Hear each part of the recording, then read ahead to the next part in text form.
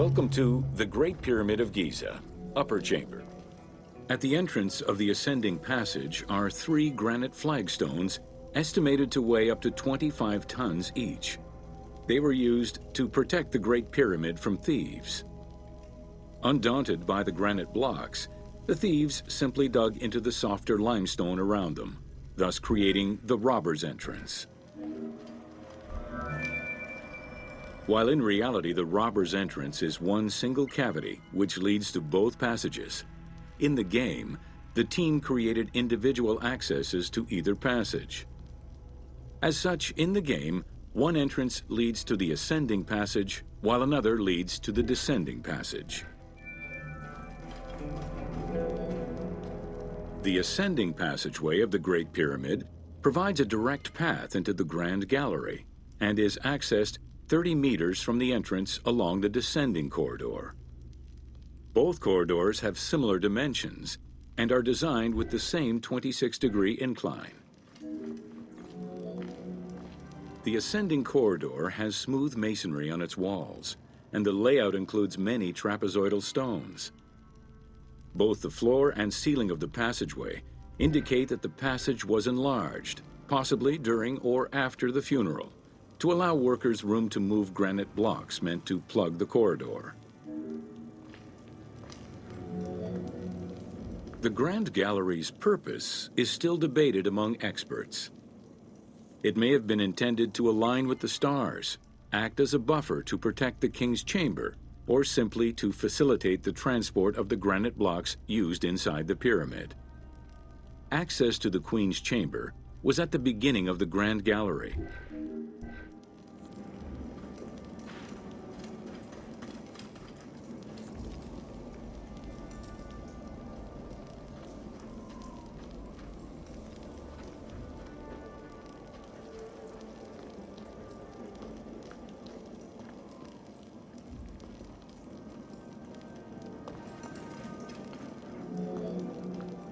Though this room is referred to as the Queen's Chamber, it is believed that there was no queen buried here. Based on their knowledge of earlier pyramids, Egyptologists believe it was more likely intended as the king's serdab, a chamber meant to contain the Ka statue, which would in turn house the king's spirit. Situated exactly within the pyramid's center, on the east-west axis of the pyramid, the chamber has a vaulted ceiling and measures 5.7 by 5.2 meters. In the eastern wall, there is a niche tucked away in a small corbelled archway, which may have originally held the Ka statue. Behind this niche is another smaller hole, possibly dug out by thieves in search of further treasure.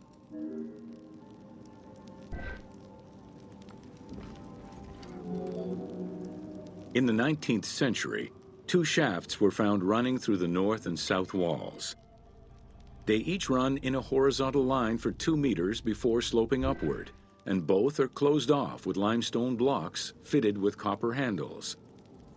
Whether they were intended as ventilation shafts for workers or a celestial connection for the pharaoh's spirit is unconfirmed. A recent scan of the room indicated the presence of an unknown cavity hidden behind the north face of the walls over the descending corridor. Further investigation is still ongoing to ascertain the nature of the anomaly so as to avoid risking damage to the monument.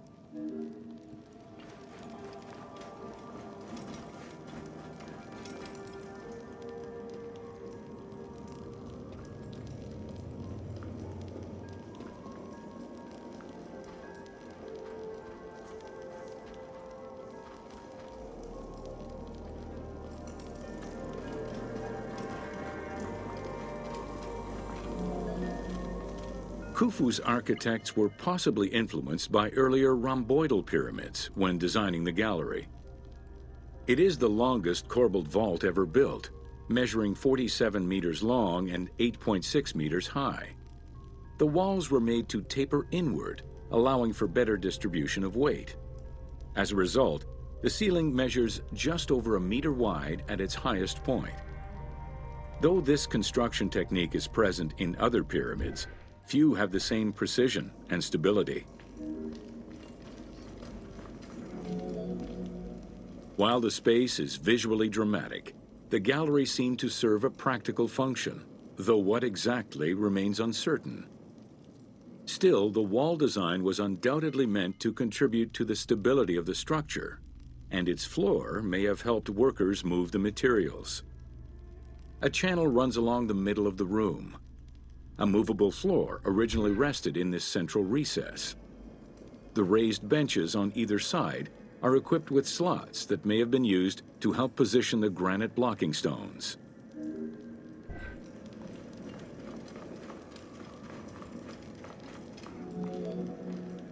At the end of the Grand Gallery is the entrance to the antechamber leading to the King's Chamber.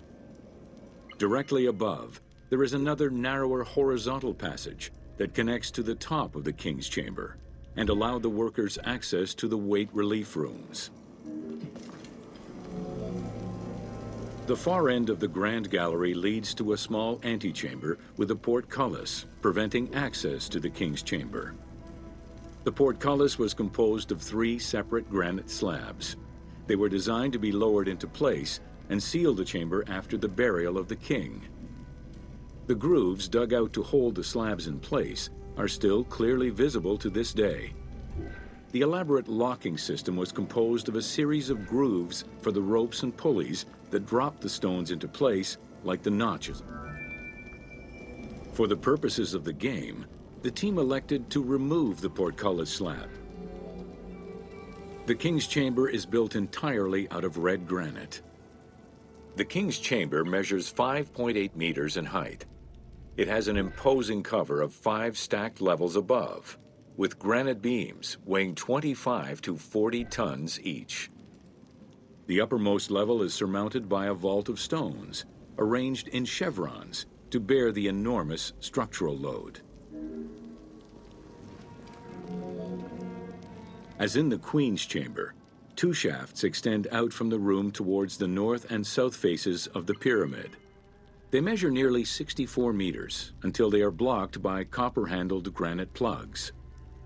Some experts in the culture of the Old Kingdom believe that the shafts were thought to lead the king's soul to the stars, with the incarnation of the pharaoh as the god Ra, represented by the northern well, and the god Horus by the southern well.